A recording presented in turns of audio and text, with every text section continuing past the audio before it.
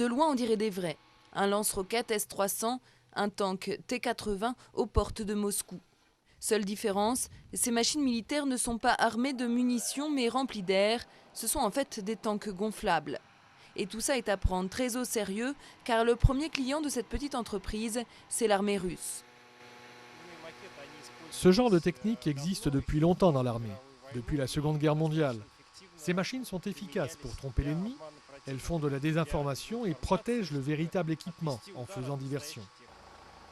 L'entreprise fabrique également des avions militaires et tout autre engin sur demande, dans un petit atelier en banlieue de Moscou.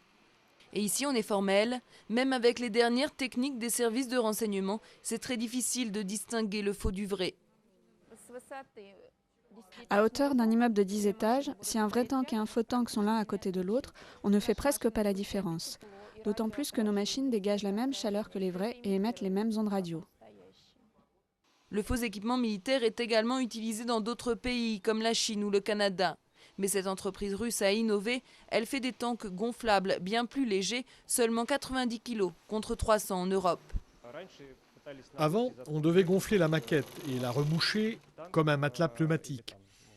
Là, de l'air est soufflé en permanence dans les tanks, ce qui permet d'utiliser des matériaux plus légers, qui se gonflent plus vite et qui sont plus résistants aux coupures.